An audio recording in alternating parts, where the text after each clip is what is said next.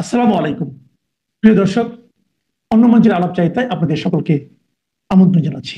প্রিয় বন্ধুরা, প্রীতি, শুভেচ্ছা এবং সালাম নেবেন। মাঠে আওয়ামী লীগ যতই সক্রিয় হচ্ছে ততই ডক্টর ইউনূস সরকারের উপদেষ্টাদের হৃদকম্পন বেড়ে যাচ্ছে। তাদের পায়ের নিচ থেকে যেন মাটি সরে যাচ্ছে, তারা ভীষণ আতঙ্ক বোধ করছে।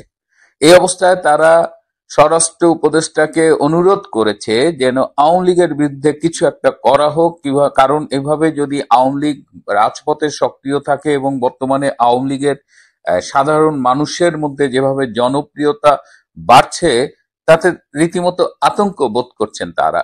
সেই প্রেক্ষিতে ২-৩ দিন আগে স্বরাষ্ট্র উপদেষ্টা লেফটেন্যান্ট জেনারেল অবসরপ্রাপ্ত জাহাঙ্গীর আলম চৌধুরী পুলিশের ঊর্ধ্বতন কর্মকর্তাদের সাথে একটি মিটিং করেছিলেন এবং তিনি পুলিশকে নির্দেশ দিয়েছেন যেন আওয়ামী লীগের কোনো অবস্থায় কোনো নেতা কর্মী মিছিল না করতে পারে, কোনো অ্যাক্টিভিটিস না করতে পারে এবং মিছিল করলেই যেন অ্যারেস্ট করে। সেই সময়ে বাংলাদেশ পুলিশের পক্ষ থেকে যারা উচ্চ পদস্থ কর্মকর্তা, তারা স্পষ্টভাবে স্বরাষ্ট্র উপদেষ্টাকে জানিয়ে দিয়েছেন যে তারা এটা করতে পারবেন না। তারা বলেছেন যে বাংলাদেশ আওয়ামী লীগ কোনো নিষিদ্ধ সংগঠন নয়, কেন তারা মিছিল করতে পারবেন না। দ্বিতীয়ত, বর্তমানে পুলিশের যে মানসিক অবস্থা, পুলিশের যে এত এত পুলিশ কর্মকর্তাকে হত্যা করা হয়েছে এবং যার বিচার হয়নি, সেই অবস্থায় পুলিশকে দিয়ে আওয়ামী লীগের বিরুদ্ধে এই কাজ করা সম্ভব না। তৃতীয়ত, তারা আরো বলেছে যে আপনারা আজ সরকারে আছেন, কাল নেই, আপনারা সরকারে থাকতে পুলিশকে নানানভাবে ব্যবহার করবেন এবং আপনারা যখন চলে যাবেন তখন কিন্তু এই পুলিশকে বিপদে পড়তে হবে। সুতরাং তাদের পক্ষে আওয়ামী লীগের এগেইনস্টে এভাবে কোনো ব্যবস্থা নেওয়া সম্ভব নয়। এবং যার ফলে দেখেছেন যে এই যে সারা দেশে বিভিন্ন জায়গায় আওয়ামী লীগ মিছিল করছে, তেমন কিন্তু পুলিশি অ্যাকশন হচ্ছে না, কারণ পুলিশ স্বরাষ্ট্র উপদেষ্টাকে না বলে দিয়েছে। যদিও আপনারা মিডিয়ায় দেখেছেন স্বরাষ্ট্র উপদেষ্টা বলছে যে পুলিশকে তিনি বলেছেন যে আওয়ামী লীগ যেন মিছিল করলেই গ্রেপ্তার করে, কিন্তু বাস্তবতা ভিন্ন। আওয়ামী লীগ হয়তো হাজার হাজার লোক মিছিল করছে, হয়তো ৫-৬ জন বা ১০ জন বড়জোর গ্রেপ্তার হচ্ছে। এর থেকেই বোঝা যায় যে বাংলাদেশ পুলিশ এই স্বরাষ্ট্র উপদেষ্টার অন্যায় নির্দেশ উপেক্ষা করছে। পাশাপাশি ডক্টর ইউনূসের উপদেষ্টা পরিষদের যে কাঁপাকাঁপি শুরু হয়ে গেছে, সেটাও এখন খুব স্পষ্ট করে যারা এই সরকারের ভেতরের খবর রাখেন তারাও সেটা জানেন, বোঝেন। সুতরাং সামনের দিনে অনেক পরিবর্তন দেখবেন, আওয়ামী লীগকে মাঠে অনেক সক্রিয় দেখবেন, কিন্তু সেই তুলনায় পুলিশকে আপনারা অতটা সক্রিয় পাবেন না। এবং পুলিশ সিদ্ধান্ত নিয়েছে তারা আওয়ামী লীগের বিরুদ্ধে অ্যাগ্রেসিভ কোনো অ্যাকশনে যাবেন না। চলো চলো ঢাকায় চলো। 13 তারিখ ঢাকা লকডাউন কর্মসূচি ঘোষণা করেছেন আমাদের জননেত্রী, মাননীয় প্রধানমন্ত্রী জননেত্রী শেখ হাসিনা। ওনার ডাকেই 13 তারিখ লকডাউন কর্মসূচি পালন করা হবে সমগ্র ঢাকা শহরে। এর আগে 10, 11, 12 এই 3 দিন বিভিন্ন জেলা, উপজেলা, থানায় চলবে বিক্ষোভ মিছিল। এই সমস্ত কারণে কিন্তু বর্তমানে বাংলাদেশের যে ইন্টারিম গভর্নমেন্ট আছে, তিনি মধ্যরাতে এক ঘটনা ঘটিয়েছেন, তা একটু আগে আপনাদের বলেনি। সে মধ্যরাতে ঘটনাটি কি জানেন? যে 15টা জেলার যে ডিসি আছেন, জেলা প্রশাসক, তাদেরকে বদলি করা হয়েছে। তার মানে আগে যারা ধরেন নোয়াখালীতে যে ছিল তাকে পাঠানো হয়েছে ধরেন আপনার কিশোরগঞ্জকে নোয়াখালী, এইভাবে। কিন্তু আপনার বিভিন্ন পত্রিকা বা বিভিন্ন জায়গায় দেখবেন যে আরে এটা নতুন নিয়োগ না, নতুন নিয়োগ না, এগুলো পুরাতন বোতলে নতুন মদ ঢালার মতোই অবস্থা, বা নতুন বোতলে পুরানো মদ ঢালার মতো অবস্থা। আর এই সমস্ত ডিসি কারা জানেন? যারা 2001 থেকে 2007 পর্যন্ত যারা নিয়োগ পেয়েছিলেন, বা গত 15 বছরে বিসিএস দিয়ে যেসব নিয়োগ পেয়েছিলেন, তাদের মধ্যে যারা চরম জামাতপন্থী, চরম বিএনপি পন্থী, তাদেরকে আনা হয়েছে এই 15টা জায়গায়। এবং এই 15টা জেলা কোন জায়গায় জানেন? সব ঢাকা শহরের আশপাশে। তাহলে ঢাকা শহর থেকে জাস্ট ঢাকা শহরের ভেতরে ঢুকার জন্য 2 থেকে 3 ঘন্টা সময় পেলে যেখানে ঢাকা শহরে লোক ঢুকে যেতে পারবে, সেই সব জেলাগুলোতে ওনারা এই নতুন করে জেলা প্রশাসক বিভিন্ন জেলা থেকে এনে এইসব জায়গায় বসিয়েছেন। টোটালি জামাত এবং বিএনপি পন্থী এদেরকে বসিয়েছেন। কারণ এরা বসলে এরা পুলিশকে ঠিকভাবে কাজে লাগাইতে পারবে, যাতে পাবলিক কোনো অবস্থাতেই ইয়েতে না যাইতে পারে, ঢাকার দিকে না যাইতে পারে, এটা দেখাশোনা করার জন্য। এবং আপনি জানেন যে ঢাকা শহরের 50টা থানায় পুলিশকে রেড অ্যালার্ট জারি করেছে, সেটাও বিভিন্ন পত্রিকাতে এসেছে, সেগুলো আপনারা দেখেছেন অলরেডি। সারা দিনই এগুলো ঘুরোঘুরি করেছে এবং পুলিশকে এমন ভাবে তৈরি করা হয়েছে, মানে একটা জঙ্গি দশা। 7,000 পুলিশটাকে, তবে সমস্ত পুলিশকে খুব ভারী পোশাক দেওয়া হয়েছে, জামা জুতা প্যান্ট শার্ট তো আছে, সাথে ওই যে হেলমেট টেলমেট আরো কি কি। তার মানে যে এইসব পুলিশ সর্বোচ্চ আপনার 5 থেকে 7 মিটার পর্যন্ত ফ্রিকুয়েন্টলি দৌড়াইতে পারবে, এরপর আর দৌড়াইতে পারবে না। সুতরাং ওরা যে দৌড়ানে দিলে আপনারা ভাইগা যেতে হবে তার কোনো কারণ নাই। একটু খামখিচা দাঁড়াইলেই দেখবেন যে ওরাই ব্যাক ফুটে যাবে, কারণ হচ্ছে যে এই পোশাক পইরা 20-22 কেজি ওজন এক্সট্রা নিয়ে দৌড়াইতে পারবে না। এখন আসে আমাদের সেই ঢাকা লকডাউন কর্মসূচিটা। এই ঢাকা লকডাউন কর্মসূচির জন্য যা হবে, সেটাতে কোন থানায় কোন পুলিশ, কোথায় কোন পুলিশ, এগুলো সব কিন্তু আপনারা ফেসবুকের মাধ্যমে পেয়ে যাবেন। কোথায় কতজন আছে একদম সব ক্লিয়ার, এগুলো ফেসবুক অলরেডি সবাই পোস্ট করেছে, আমি নিজেও ব্যক্তিগতভাবে পোস্ট করছি, আপনারা দেখে নিতে পারেন। তো ঢাকা কর্মসূচি, আমাদের যে কর্মসূচি, সেটা হচ্ছে যে মূলত শান্তিপূর্ণ কর্মসূচি। দেন আমরা একদম শান্তিপূর্ণ কর্মসূচি করব, আমাদের এখানে কোনো ভেজাল নাই। কিন্তু যদি কেউ আমাদের ভেজাল করতে আসে, মব করতে আসে, তাহলে কিন্তু বাবারা চুপ থাকা যাবে না। ঠিক সেম ভাবে আমি পুলিশ প্রশাসনকে বলবো, দেখেন আপনারা আইন মেনে চলেন, আমরা ঝামেলা করতে যাচ্ছি না, আপনারাও ঝামেলা করেন না। তবে আপনারাও যদি ঝামেলা করতে যান, সেই ক্ষেত্রে কিন্তু আমরা আমাদের খেলা দেখাইতে এক বিন্দু দেরি করব না। আর আমার ভাই বন্ধু বোন যারা আছেন, যারা ঢাকা শহরে যেতে চান 13 তারিখ উপলক্ষে, তাদের জন্য আমার একটাই পরামর্শ যে যান, কোনো সমস্যা নাই, আপনারা যান। তবে আপনাদের ফোন, যে ফোন, এটা বাটন ফোন ব্যবহার করেন, আপনার অ্যান্ড্রয়েড ফোন নয়, বাটন ফোন ব্যবহার করেন, যেখানে আপনার ফেসবুক নাই, কিচ্ছু নাই, ব্যবহার করেন। ঢাকা শহরে আত্মীয় স্বজন আছে, ফেসবুক ওখানে যেয়ে খুলতে পারবেন, ওখানে আত্মীয় স্বজন থেকে ওদের ইয়ে থেকে খুলতে পারবেন, যান। তবে হোটেলে থাকার ক্ষেত্রে, আবাসিক হোটেলগুলো থাকার ক্ষেত্রে একটু কেয়ারফুল, কারণ হচ্ছে আবাসিক হোটেলগুলোতেই সবচেয়ে বেশি নজর দিবে। আগামীকাল থেকে পুলিশ সবচেয়ে বেশি নজর দিবে আবাসিক হোটেলে। কারণ দেখেন, ইন্টিম সরকারের একটা প্রবলেম হয়ে দাঁড়িয়েছে, যদি আওয়ামী লীগকে চরম বাধা দেয়, সেটা ইন্টারন্যাশনাল এটা নিউজ হয়ে যাবে যে হ্যাঁ, এরা শান্তিপূর্ণ মিছিল মিটিং করতে দিচ্ছে, এটা ইন্টারন্যাশনাল নিউজ। ইন্টারন্যাশনালি তখন আরো বেশি চাপ প্রয়োগ করবে এই সরকারকে, যে আওয়ামী লীগকে রাজনীতি করতে দিতে বাধ্য। আবার না দিলেও তাদের দুর্বলতা প্রকাশ পাবে, কারণ তারা যে জোর নিয়ে ক্ষমতায়, সেই দুর্বলতা। সুতরাং উভয় দিকেই তাদের বিপদ। সুতরাং আমরা টেকনিক্যালি, হাইলি টেকনিক্যালি আমাদের চলতে হবে।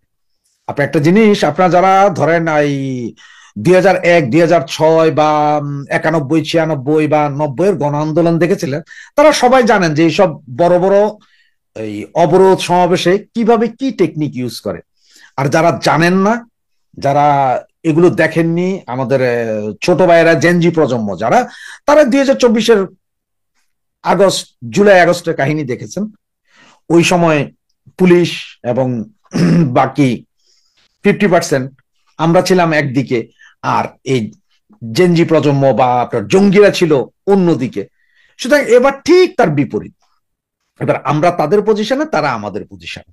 সুতরাং দেখতে হবে, কিন্তু আমাদের পজিশনে, তারা এখন আমাদের পজিশনে হলো একটা জিনিস, তাদের দুর্বলতা আছে, সেটা হচ্ছে যে পুলিশের ভিতরে এই যে 17,000 বা 7,000 পুলিশ যা নামানো হচ্ছে, আজকের যে পুলিশের যে মিটিং, সেইখানে পুলিশ সরাসরি এইভাবে বাধা, মারামারি, গোলাগুলিতে তারা রাজি নয়।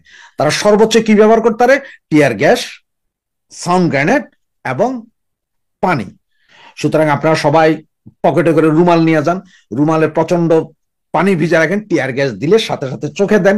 এছাড়াও আরেকটা টেকনিক, সেটা হচ্ছে যে কারো যদি সাহস থাকে যে টিয়ার গ্যাস মেরে, টিয়ার গ্যাস পড়ার সাথে সাথে ওখান থেকে কিন্তু, যদি কারো হাতে গ্লাভস থাকে, আমি বারবার বলছি গ্লাভস মাস্ট, কারণ টিয়ার গ্যাসের সেল খুব গরম থাকে, গ্লাভস থাকে, তারা ওই জিনিসটাকে ওইভাবে ধরে উল্টা আবার তাদের দিকে ছুঁড়ে মারতে পারে, যাদের সাহস আছে। আর যদি কারো সাহস না থাকে, সেই রিক্সে যায়েন না। আর এছাড়া আপনারা আপনাদের পূর্ণ প্রস্তুতি নেবেন, টুকটাক প্রস্তুতি নেবেন, কে কিভাবে যাবেন প্রস্তুতি নেন, তবে কে কিভাবে যাচ্ছেন যে গ্রুপ করে একেবারে হই হই রই রই করে বান্ধবীদেরকে বলে এটা যায়েন না, এটাতে বিপদ আছে। ঢাকা শহরে ঢুকতে হবে ভোর 5টার থেকে 7টার ভেতরে। একটা কথা বলি, সারা রাত কিন্তু চেকিং চলবে। আবার ভোরের দিকে ফজরের নামাজের পরপর একটু লিবারেল হয়ে যাবে, আপনাদের বারবার বলি একটু লিবারেল হবে ফজরের নামাজের পরপর। কারো যদি টিকিট করা থাকে আগে ওই যে মর্নিং বাসে দুই চারজন বাসে উঠবেন, তো সব লুঙ্গি, সবাই আপনারা লুঙ্গি এবং শার্ট পরা যান, যাতে মনে হয় যেন আপনারা কাজে যাচ্ছেন। কোনো এসি বাস না, নর্মাল লোকাল বাস, একদম লোকাল বাস, যেটাতে গরমে ঘামায় যায় এরকম বাসে একটা গামছা একটা লুঙ্গি নিয়ে যান। ঠিক জায়গা মতন যায়, লুঙ্গি ব্যাগে আপনার পরে ফেলবেন কি প্যান্ট। এবং কেউ কেউ যদি পারেন কিছু স্কুল কলেজের বেইস জোগাড় করে নেন, যেগুলো ঢাকার নীলক্ষেতে আছে, এগুলো জোগাড় করে নেন, এগুলো সব পরে যাবেন। টোটাল স্টোর, মানে ওরা যা করছে ঠিক তার র্যাপিড এখন আপনাদের করতে হবে। এবং আমরা বারবার বলছি যে আমাদের এই লকডাউন কর্মসূচি শান্তিপূর্ণ, তবে হ্যাঁ কেউ বাধা দিতে আসলে তাকে আমরা ছাড়বো না। এবং একটা জিনিস মনে রাখতে হবে, 13 তারিখের লকডাউন আমাদের জন্য এসিড টেস্ট বা সেমিফাইনাল খেলা। এই খেলায় যদি আমরা উতরে উঠি, এরপরে তাদের খবর আছে খুব সহসা। এবং আমাদের পেছনে 13 তারিখ কি হবে সারা বাংলাদেশ নয়, সারা পৃথিবীর মানুষ তাকিয়ে আছে, সারা ওয়ার্ল্ড মিডিয়া তাকিয়ে আছে। সব ওই দিন 13 তারিখ ঢাকা সিটির চতুর্দিকে থাকবে মিডিয়াগুলো। সুতরাং ওরা চাইলেও আপনার আগের মতো মপ করতে পারবে না। এবং এখানে ঢাকা শহরের ওই ইশরাক, উনি নাকি বলেছেন উনি বাধা দিবে। আবার এদিকে যে আরেকটা আছে না খবিশ, ওই যে শিলং সালাউদ্দিন, সে বলেছে আওয়ামী লীগ তোমরা তো পালিয়ে গিয়েছ, তোমরা সাহস থাকলে এখানে আসো। তো ওই শিলং সালাউদ্দিনকে বলি, শিলং সালাউদ্দিন আপনি তো 10 বছর পালিয়েছিলেন, ইন্ডিয়ার শিলং এ গিয়ে কি করেছিলেন সেটা কি মনে নেই আপনার? আপনার এত সাহস এখন, আপনি এখন তখন পালিয়েছিলেন কেন? আপনি থাকতে পারেন নাই? কারণ হচ্ছে রুহুল কবির রিজভী যেমন গুলি খেয়ে ওই যে পুরুষত্বের দানা হারিয়ে ফেলেছিলেন, আপনি এরকম হারাইতেন দুই একটা, আপনার দুইটা আছে একটা হারাইতেন, তখন আপনি ভয় পেয়ে পালাইলেন। আবার এখন লম্বা লম্বা কথা বলেন। আমরা গত 1.5 বছরে যত মিছিল মিটিং করেছি, আপনারা তার 17 বছরে এরকম 17টাও করতে পারেননি। সুতরাং শিলং সালাউদ্দিন ভাই, আপনি আমার চিটং এর মানুষ, তো একটু ভালো হয়ে যান, নিজের কথা চিন্তা করেন। আর আমার ভাই বোন, আপনাদের বলি একটা কথা, যে আমাদের চট্টগ্রামে একজন জনপ্রিয় মেয়র ছিলেন, নাম ছিলেন AVM মহিউদ্দিন চৌধুরী। তো ওনার সামনে একদিন যখন আমরা সবাই বসছি, তখন ছেলেপেলেরা মিছিল করতেছে, মহিউদ্দিন ভাই এগিয়ে চলো, আমরা আছি তোমার পিছে। তখন মহিউদ্দিন চৌধুরী উঠা চিটাঙ্গার ভাষায় গালি দিয়ে, সুদানির ফুয়া কি এর মহিউদ্দিন ভাই এগিয়ে চলো, আমরা আছি তোমার পিছে, সুদানির ফকল তোরা সামনে থাকবি, আইয়া না তাই কেমন পিছে। তার মানে উনি গালি দিয়ে বললেন যে পাঁচ তোমরা আমার পিছে কেন, তোমরা আমার সামনে থাকো, আমি তোমাদের পিছে থাকবো, নেতা না আমি, কিসের আমি আগাই যাবো আর তোমরা পিছে থাকবো, নাকি তোমরা আগাই যাও আমি পিছে থাকি। পরে পোলাবেন কাছে, তাহলে মহিউদ্দিন ভাই মিছিলের লোক যে মহিউদ্দিন ভাই এগিয়ে চলো, আমরা আছি তোমার সাথে। ওদের সাথে কেন, সাথে কি ক্যাটা ফুটছে আমার? উনি চিটাঙ্গের ভাষায় বলছেন সাথে কি ক্যাডা ফুটতে না আলাপ আলাপ। এই ছিলেন মহিউদ্দিন চৌধুরী, খুবই অমায়িক একজন লোক ছিলেন, আবার মেজাজ গরমে তেমন ছিলেন, কিন্তু একজন নেতা ছিলেন, ডাক দিলে লাখো লোক পাওয়া যেত। তার মতন নেতাই এখন আমাদের দরকার, এবং আপনাদের মধ্য থেকে ওনার মতন নেতাই বেরিয়ে আসবে। সুতরাং আপনার ঢাকা, চিটাং, রাজশাহী, খুলনা, বরিশাল, ফরিদপুর, যশোর, যে যেখানে আছেন, আপনারা আস্তে আস্তে সামনে আগান, আস্তে আস্তে সামনে আগান, র্যাপিড না যে কালকে ঢাকা শহর, না না না, আস্তে আস্তে আগান। এবং যে যেভাবে পারেন ঢুকতে থাকেন ঢাকা শহরে।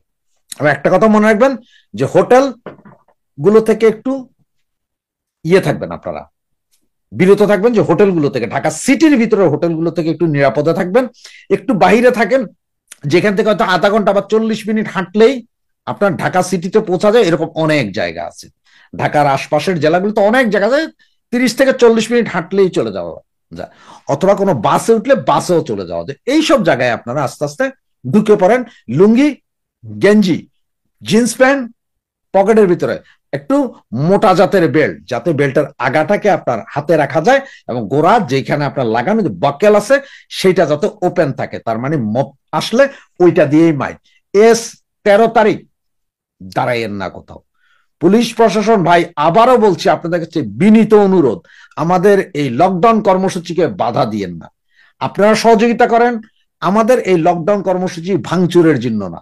যদি এখানে বাধা দেন তাহলে আমরাও আর তাকাবো না, যে কোনো সময় যে কোনো কিছু ঘটে যেতে পারে। ধন্যবাদ। জয় বাংলা, জয় বঙ্গবন্ধু। বাংলাদেশের এক শ্রেণীর আতেল রাজনৈতিক বিশ্লেষক, সমালোচক এবং হঠাৎ গজিয়ে ওঠা কিছু রাজনীতিকরা ফেসবুকে, টেলিভিশনে এবং অন্যান্য গণমাধ্যমে ভয়ঙ্করভাবে প্রচার করা শুরু করেছিলেন আওয়ামী লীগ অপ্রাসঙ্গিক, আওয়ামী লীগের উপসংহার টেনে ফেলেছিলেন। শেখ হাসিনা ও জামানা শেষ, শেখ হাসিনা বিদায় নামের সঙ্গে নানা রকম কুৎসিত বিশেষণ যুক্ত করেছিলেন। তারা কি বুঝতে পেরেছেন শেখ হাসিনা অপ্রাসঙ্গিক হয়নি? আওয়ামী লীগের উপসংহার টানা এত সহজ না। ৭৬ বছরের আওয়ামী লীগের চড়াই উতরাই অনেক ক্রান্তিকাল অতিক্রম করে আওয়ামী লীগ একটি মহীরুহে পরিণত হয়েছে। আওয়ামী লীগ ফিনিক্স পাখির মতো স্থানে পৌঁছেছে। ধ্বংসের উপর থেকে আওয়ামী লীগ বিজয়ের জয়গান গেয়ে ওঠে। বাঙালি জাতির ইতিহাসের যা কিছু গৌরবময় অর্জন আওয়ামী লীগের নেতৃত্বেই হয়েছে। বিশ্বের সকল গণমাধ্যমের কাছে এখন সবচেয়ে গুরুত্বপূর্ণ ব্যক্তিত্ব আওয়ামী লীগ সভানেত্রী শেখ হাসিনা। ফ্যাসিস্ট তকমা দিয়ে যাকে ম্লান করার চেষ্টা করেছেন, তিনি বিশ্বের গণমাধ্যম সহ বিশ্বের রাষ্ট্রনায়কদের কাছে এখন অনেক অনেক বেশি গুরুত্বপূর্ণ। বাংলাদেশের কোটি কোটি মানুষের কাছে তিনি এখন আস্থা, ভরসা এবং নির্ভরতার স্থান। শেখ হাসিনা এখন অতীতের সব সময়ের চেয়ে অনেক বেশি জনপ্রিয়, অনেক বেশি জনপ্রিয় বাংলার মানুষের কাছে। তথাকথিত বিশ্বখ্যাত নোবেল লরিয়েটের চেহারা স্বরূপ এখন সবার কাছে স্পষ্ট হয়ে গেছে। তার সম্পর্কে, তার পক্ষে যারা কথা বলতেন তারাই এখন বলছেন তিনি কি, বিশ্ব পরিমণ্ডলও বুঝেছেন তিনি কি। আওয়ামী লীগ অপ্রাসঙ্গিক না, শেখ হাসিনা অপ্রাসঙ্গিক না। এক ভদ্রলোকের নামের পিছনে ডাস্টবিন নাম যুক্ত হয়েছে। তিনি বলেছেন বাংলাদেশের গণমাধ্যম এখন ফ্যাসিস্টের বয়ান প্রচার করে। সেদিন আর দূরে নাই, দিন কয়েক পরে উনি বলবেন বাংলাদেশের কোটি কোটি মানুষ এই ফ্যাসিস্টের পক্ষে চলে গেছে। এরা আগেই ফ্যাসিস্টের পক্ষে ছিল, এখনো আছে। আপনারা যাকে ফ্যাসিস্ট বলেন তিনি বাংলাদেশের আধুনিক রাষ্ট্র ব্যবস্থার রূপকার। আর ফ্যাসিস্ট নামে অভিহিত করে ক্ষমতা দখলকারী ব্যক্তিকেই এখন গণমাধ্যমে সবাই বলে বিশ্ব বাটপার এবং সবচেয়ে স্বার্থান্বেষী দুর্নীতিবাজ। আওয়ামী লীগ অপ্রাসঙ্গিক না, শেখ হাসিনা এবং আওয়ামী লীগ এখন সবচেয়ে প্রাসঙ্গিক। আওয়ামী লীগ এবং শেখ হাসিনার উপসংহার টানা অত সহজ না।